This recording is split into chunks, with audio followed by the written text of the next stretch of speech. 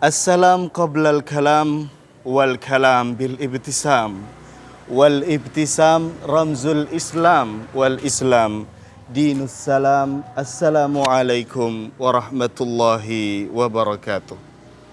Alhamdulillahilladzi tasafa bil kamalat wassalatu wassalamu ala sayyidina wa maulana Muhammadin alladzi uyyida bil mu'jizat wa ala alihi wa ashabihi alladzina fa'alul hasanat wajtanabul munkarat.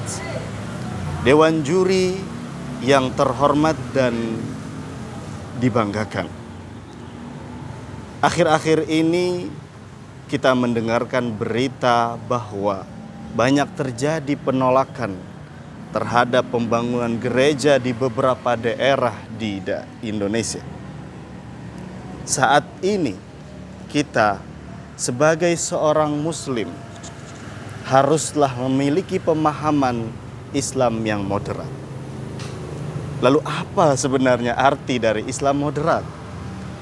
Ketika kita berbicara tentang Islam moderat, maka yang teringat adalah surah Al-Baqarah ayat 143 yang berbunyi, "Wa kadzalika ja'alnakum ummatan wasata litakunu syuhada'a 'alan nas wa yakuna rasulu alaikum syahida." Ketika kita membicarakan tentang moderasi beragama, maka setidaknya ada 3 poin penting yang harus kita fahami. Pertama adalah wa kadzalika ja'alnakum. Allah menggunakan kata ja'ala, bukan menggunakan kata khalaqa. Ini menunjukkan bahwa dalam proses moderasi beragama itu tidak langsung bim salah bim jadi apa? Bukan. Tetapi dalam bermoderasi agama maka dibutuhkan sebuah proses. Lalu bagaimana proses itu bisa terjadi? Adalah dengan diobroli, dengan diupayakan, dan dengan dikampanyekan. Maka jika kita ingin moderasi beragama ini ada di Indonesia, maka kita harus sering-sering membicarakannya.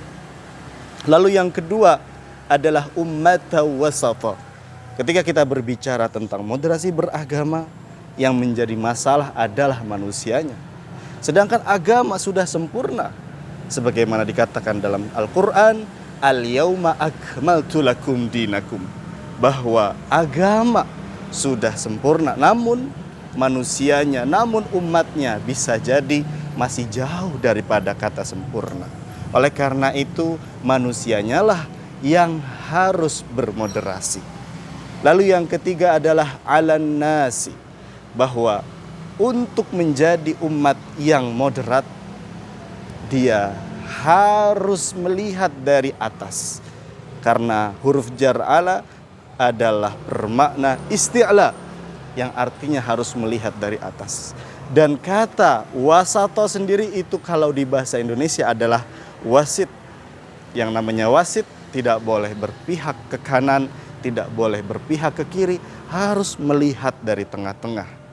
Seperti seseorang yang melihat gajah dari depan dan satu orang lagi melihat dari belakang, maka bisa jadi dia bertengkar. Kenapa? Karena yang satu melihat belalainya yang panjang, yang satu melihat buntutnya yang panjang. Padahal kalau dilihat dari yang lebih jauh, kita sama-sama tahu bahwa gajah itu belalai dan buntutnya sama-sama panjang. Oleh karena itu, bagaimana cara kita sebagai generasi milenial agar bisa menjadi muslim yang moderat? Yang paling pertama dan yang paling utama adalah dengan memperluas wawasan kita. Karena dengan literasi kita akan lebih bertoleransi. Karena 5 negara yang paling bahagia di dunia menurut WHO, menurut UNESCO adalah Norwegia, Swedia, Islandia, Finlandia, dan Swiss.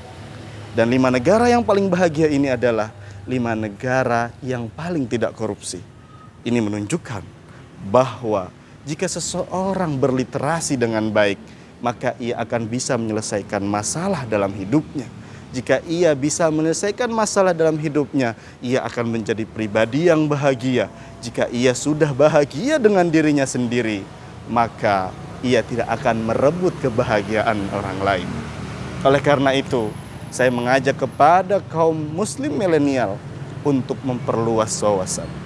Karena Said Muhammad bin Alwi al-Maliki mengatakan bahwa idza tasa'a fikrun nas qalla inkaruhu 'alan nas. Ketika pikiran kita terbuka dengan berbagai pandangan, maka kita akan sangat sedikit menyalahkan orang lain. Oleh karena itu, kenalkanlah Islam moderat.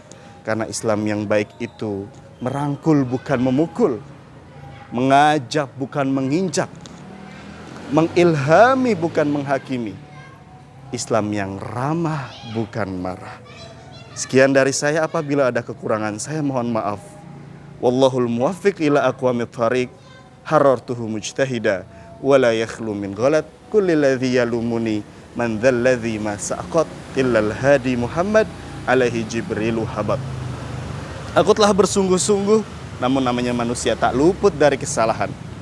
Katakan kepada siapapun yang menyalahkanku, siapa di dunia ini yang tak pernah salah kecuali baginda Muhammad SAW yang kepadanya wahyu diturunkan. Wassalamualaikum warahmatullahi wabarakatuh.